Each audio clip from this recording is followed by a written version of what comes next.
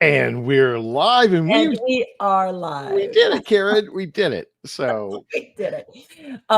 The thing is people must be really tired of this. Is the other dead horse that we beat all the time. It's like, are we ready? It's because when we log into this, Lenny and I are just we start right, we just start, and then we have to often, stop ourselves. So it's a pleasure to be talking to other people and not just each other. I'd much rather talk to everybody else. No, I'm teasing. I look forward to our conversation. I know this is a highlight of both of our weeks. So it is. Never taking offense at that, because it's not accurate at all. and especially on a busy day like today, right? For our audience, I started my day with a long conversation with Mark Hardy from Walmart Luminate. Stay tuned for Tuesday. And if you want a little pre-work before Tuesday, we do have a podcast episode, right, with Linda. Yep. From Data, talking about all of their data ventures there. So if you want to get up to speed quickly before next week for Lenny's big reveal, check that out, have a listen, and then you'll know what's coming on Tuesday, or you will be more apt to hear it on Tuesday when more comes at you. Yes, there is an embargoed press release, and I'll have some context around that that comes out on Tuesday on their next product launch and next shift. I will say, you better get used to talking about Walmart in the context of the insight space on a regular basis. So, but anyway. So that's sort of a shameless plug to check our website, the Insight section where we publish our articles. There'll be one there next week, which is, another segue into another shameless plug, right? Let's talk about grit. Yes, grit. This week, the grit Insights practice report came out. For those who there's the unabridged and the abridged version. We recognize it's a big one.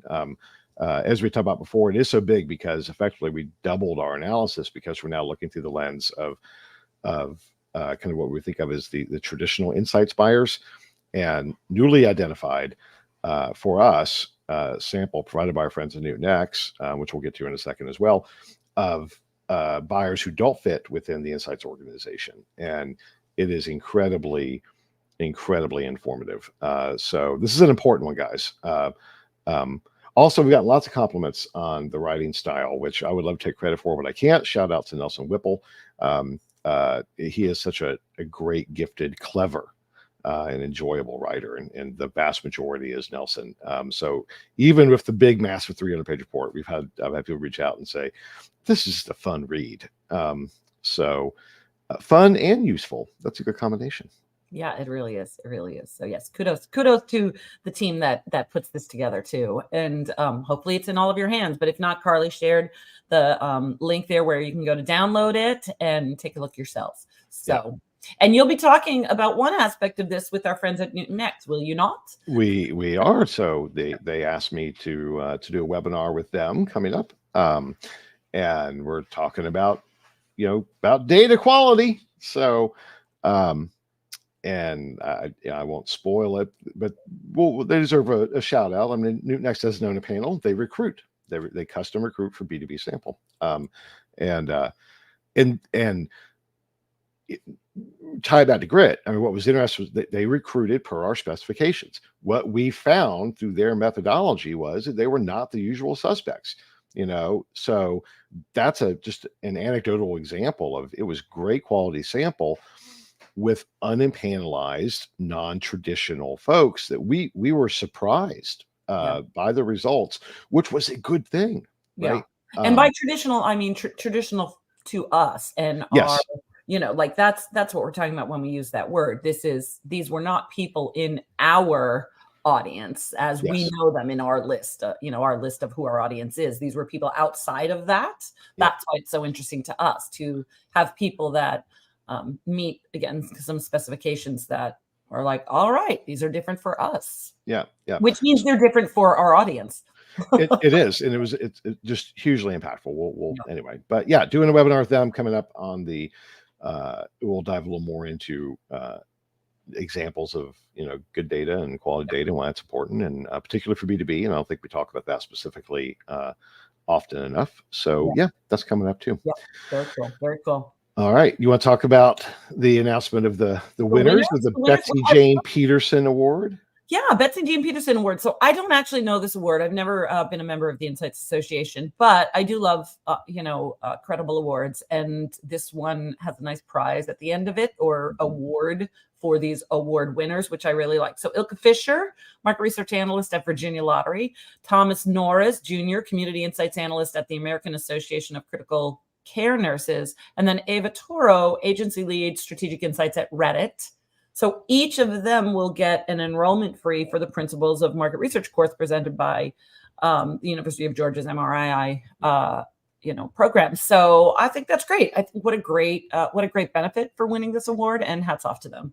Absolutely. So love it when it happens, and and as a board member of the University of Georgia program, as well as Michigan State. So I'm putting both out there.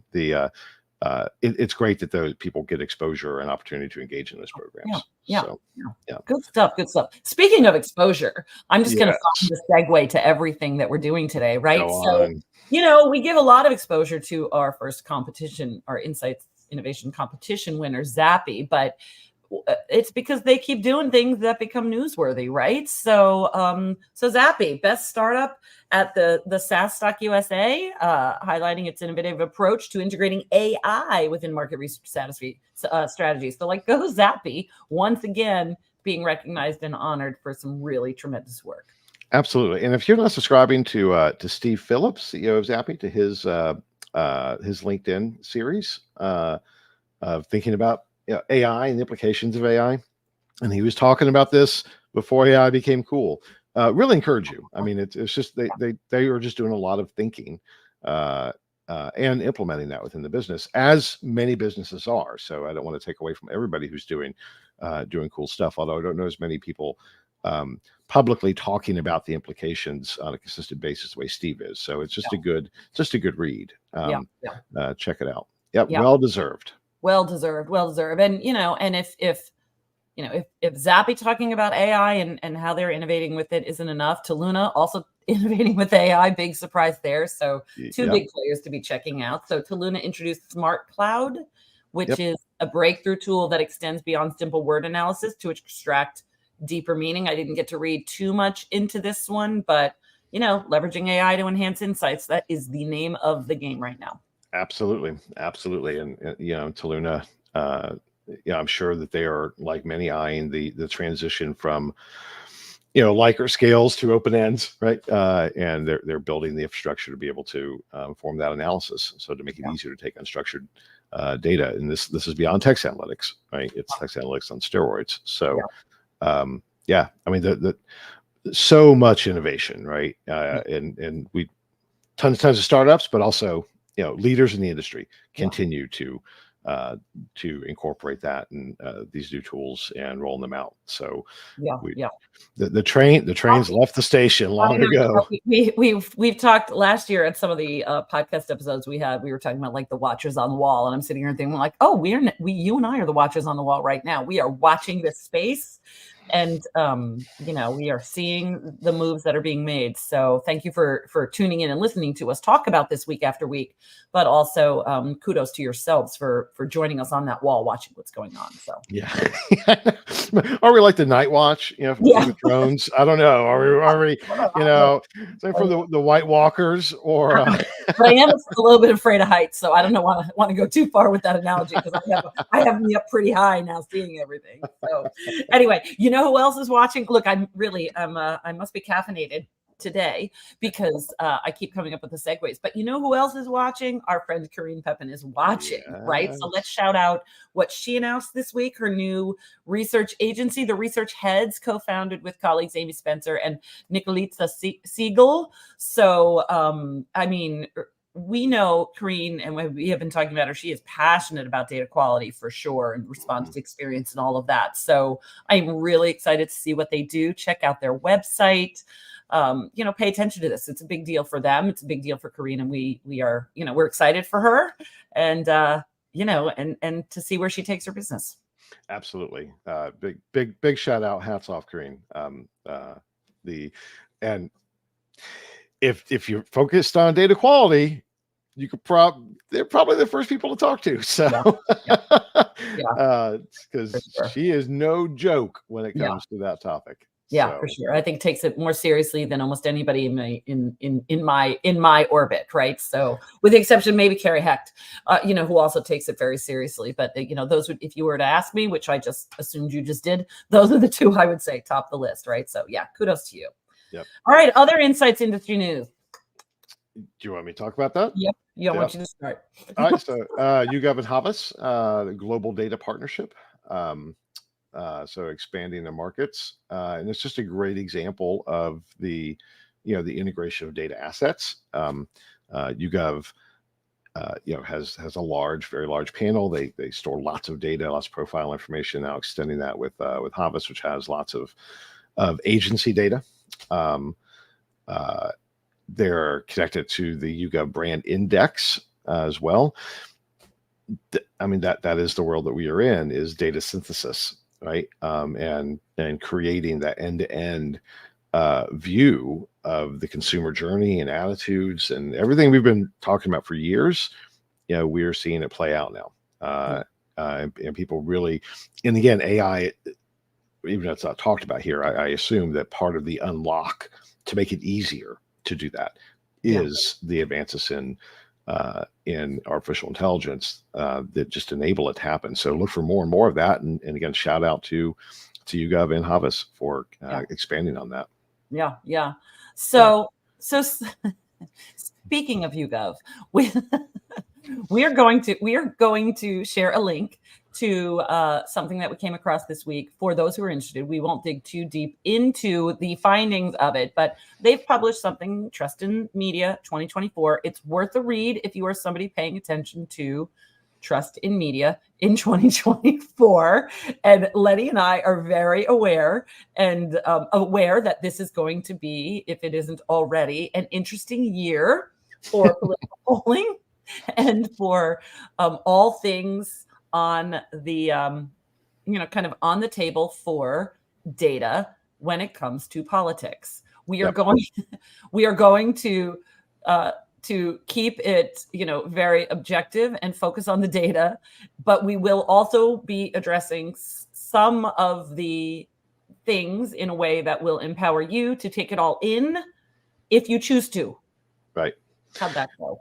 Right. I think it was good. Can I build off of that? I think we're on safe ground, right? It is not, it's a touchy subject, right? But the reality is the insights industry includes polling, and it's fundamental. And understanding people's perspective, whether you agree with it or not, is irrelevant. That's not the point. It's to understand people's perspective, which has commercial implications, right? Not only just as individuals, but every business on the planet wants to understand the currents, where things are going.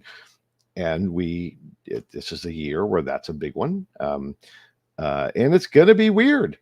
It already is weird. It's going to be weird. And it's going to be weird for us. We will manage this elephant in the room because it's going to be joining us every now and then. Right. But we are going to focus on the data, on the methods, on the practices. And we also invite you, people listening, to, shoot us an email. If there's an article you want to write about political polling or about political research of any sort, about, kind of focus groups and exit interviews and all that sort of stuff. If you would like to cover that, please reach out to us. If you have a strong specialty in this area, we'd love to connect with you. We are going to be actively curating some content this year because it will be of special interest to our audience when we keep it, laser focused. We won't be going further than that. We're going to stay laser focused on what it means for the industry. Absolutely. Well, just a little context to that real quick. In 2016, right, we were part of a debrief with ARF, where we brought in collectively multiple pollsters, as well as non-traditional approaches, that were not based on polling, to kind of do a post-mortem, if you will, on the what works, what doesn't work. Do we need to kind of rethink our approach and predictive value? And that's really fundamentally what it was about, was the predictive value of polling.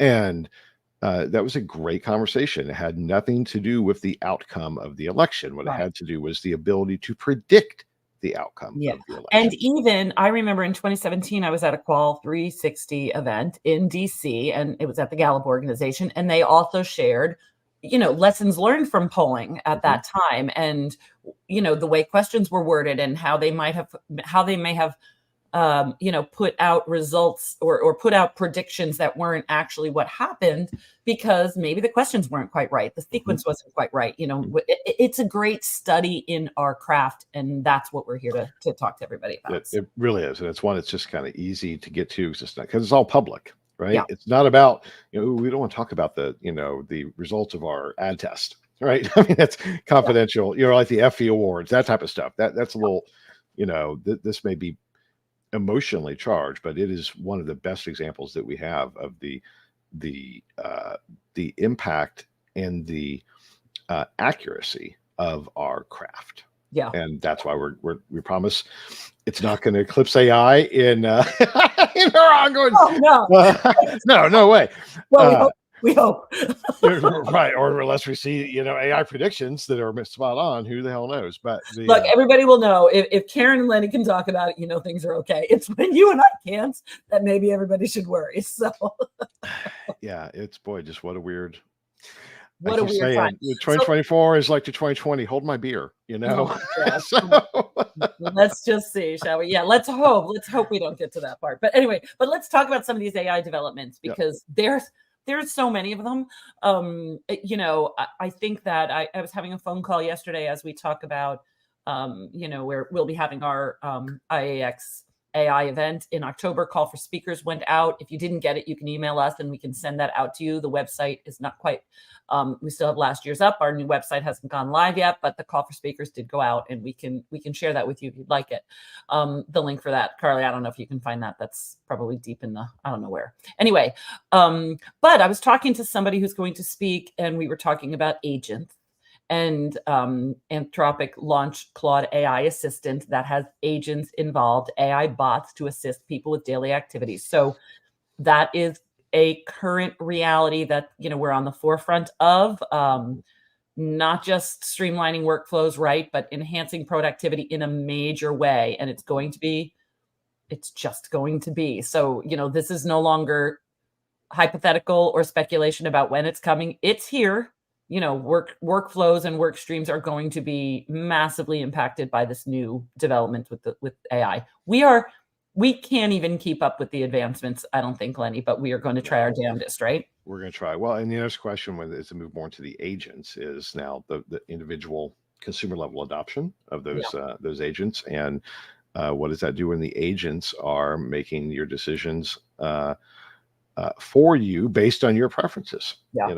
Order, purchase, navigating appointments, those are all that you said we're there. And that has implications for us, for our industry. So are we going to get to a world where we have agents interviewing agents? I mean, maybe. I mean, it's all going to be interesting. Anyway, pay attention to these sorts of things and what it could mean to your businesses and your workflows and your offerings, right? So, because the reality is, friends, it doesn't stop there. Another thing that was unveiled this week, that's a big advancement. Apple unveiled some new AI functionalities, again, in their phone. It's called Project Gray Matter. I love when projects have names. It's like one of my favorite things. Like I love, I used to work with Kellogg's, and they used to name all of their qual projects. Like they would have a specific name for it. It was like my favorite thing. I just love a good code. I want to start code naming some of our initiatives here at Greenbook. Anyway. I think we should. We should, right? Why? There's nothing in our way. We can do that, right? Yeah, absolutely. I'm all in. Let's do that. Yeah, okay. Let's do that. Anyway, so voice memo transcription, AI photo retouching, like it's just, we are going to be getting AI assist in our daily lives, whether we want it there or not. It's going to appear there. So starting with our phones, it's just. Yep, that is the logical place. Absolutely. Yeah. This next one, talk about this bootloader studio. This is a huge innovation that's coming our way. Yeah, it's a startup. I think they're out of HPAC.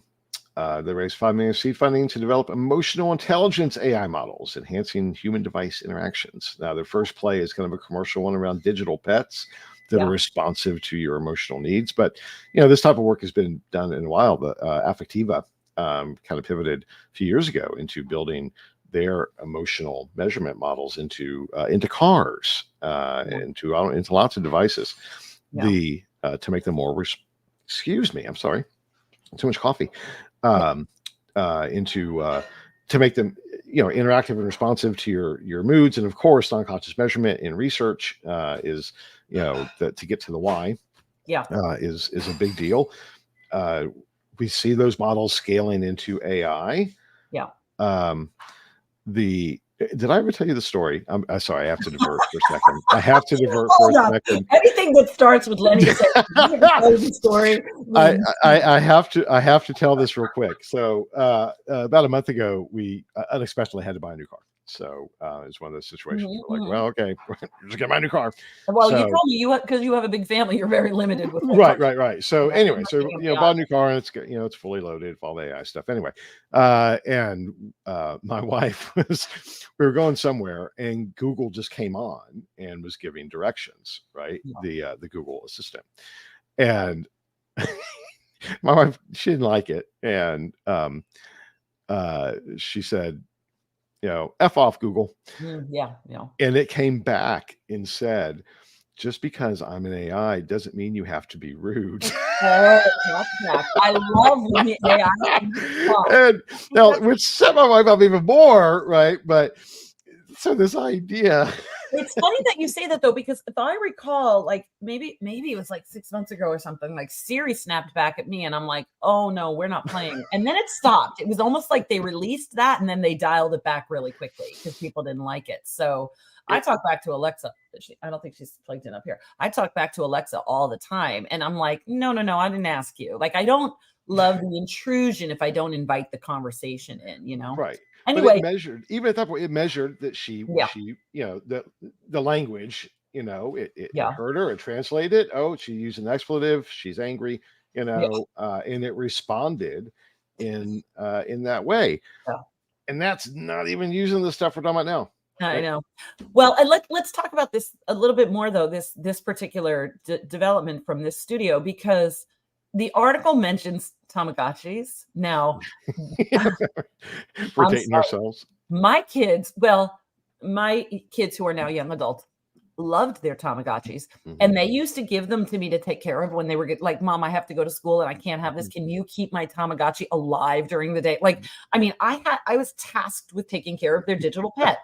And I remember it clear as day. And I think I've told you my son, my oldest son, has a Spotify playlist of songs that are pretty emotive. And the playlist is called My Tamagotchi Died, So Now I'm Emo. Like, it's a good playlist. I don't know, sure. It's a good playlist. But my point is, like, this was a big part of our lives. My kids loved them. So these are, these are Gen Z kids. They're not millennials. They're early Gen Z kids, and they love Tamagotchis. And the idea of having a digital pet, but they love games that are, enticing them to care for something, and the emotional cues. I can see it. I can picture it. And fascinating stuff. So I love that one. It is fascinating. And there's a whole other, that'll be interesting to see how that goes, forming emotional attachments with digital presences. But the core, the technology has applications that are a little more pragmatic for the inside space as well. Absolutely. So, for sure. So, and speaking of tools, so these are, OpenAI has been very busy. You think? It's easy. It's like, where do we even start this week? So they launched free custom GPTs for ChatGPT users.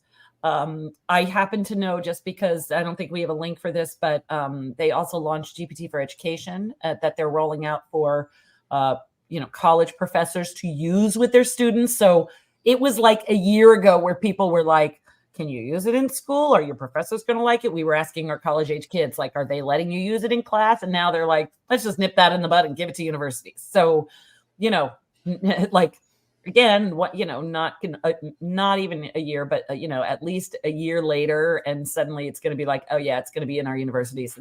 Today's students will be trained on these platforms because they're like, nope, it's going to be mandatory. So I think just two really exciting things there. And the other big development with OpenAI is their content licensing deals, which some people may not think it's relevant. So I want to connect some dots for them. Yep. But I think you had found the article that was talking about the Wall Street Journal's licensing deals. And then yesterday it was announced, Vox Media and The Atlantic. We've talked before about how there's been lawsuits with the New York Times. So large media companies are striking deals for their content to be used in their training. This is a big deal. This is important. So yeah, we talk about the data economy, and we often think about that at the individual level. But this is the example of the data economy in action, right? These publishers, and there are huge implications around all of this. So, and we question, what, we think almost like companies like Google are just, can never be disrupted. This disrupts the business models of companies like Google. So they will adapt. They are. I'm sorry, interrupting. They are adapting. It may not be to everyone's liking. There were some other news stories about Google. You could look it up, Google and search and all that other stuff that may not be relevant to everybody, unless you're a content marketer who pays attention to search like we do at Greenbook, right? Because we have a big part of our practice is that. Right. So we're paying attention to some of the search implications, but a lot of businesses who may be, looking to rank, there's also some relevancy there too. It is a disruptive time. It's part of path to purchase. Yeah. Right. I mean, that's, so you tie those things back. But you said connect dots, right? The data is the new oil. And data is not just the individual level data we think about it. It is also content built off of data, which we would think of as reporting or journalism or, whatever. All of those things fuel the AI. And there's massive opportunities for that.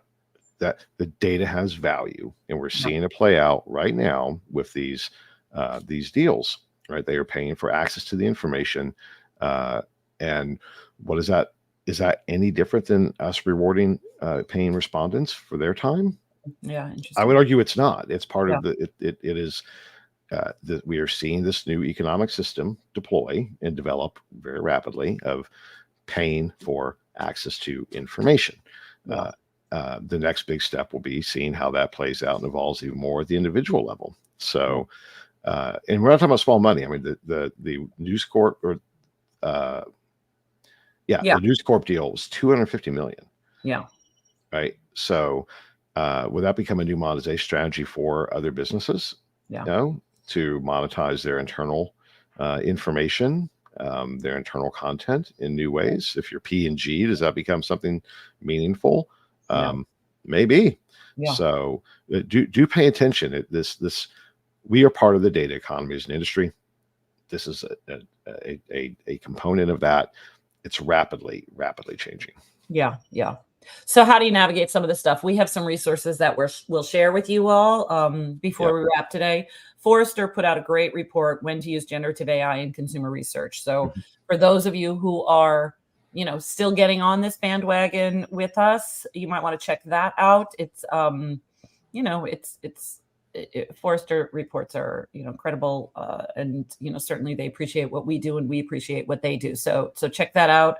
And then we also have 2 links that we can share that are, about mitigating some of the risks, because people are still navigating that space as well. We're well aware of that. So 2 different links. So Carla, if you want to throw up kind of both of those links, they lead to 2 different sources. And, we talk a lot about the risks on this live stream, but, the best thing that we can say to you is also do your own due diligence. Check out the resources that we provide so that you can feel, fully up to speed. Because Lenny and I can tell you all the time, like, here are the risks, here are the rewards. But you need to form your own opinions about what you do with all this information. So we're kind of putting it out there for you. Yep. And I think that's a wrap, isn't it? Do we want to talk about IEX Europe? Well, we should always talk about IEX Europe, right? Because it Yes. is the next big event. Thank you so much, Carly, for putting this up again. Yep. 25th, 26th. Guess what? There is some AI on the agenda. No, but it's a respectable amount. It's not over the top, although everybody will be talking about it. But we have some great partnerships. We have some great speakers, and we're excited for it. As the calendar ticks to June 1st tomorrow, then it's like, okay, it's this month. So we'll of course be excited. And yeah, LATAM is down the road in September. As I said, we have our AI event that'll be virtual in October. So yeah, so we're gearing up for. Isn't that weird? We're talking about fall. I mean, tomorrow's June 1st. I know. It's crazy. Crazy. Well, on that note, it's 12:30. So we started on time and we were going to end on time. We are so good at what we do. Well, about that, audience, let us know. I think we're getting better, at least this week. So thank you guys. Thank you so much for being here. We'll talk to you all next week for another episode. Later, Absolutely. Take care, but have a good weekend. Bye-bye. Bye.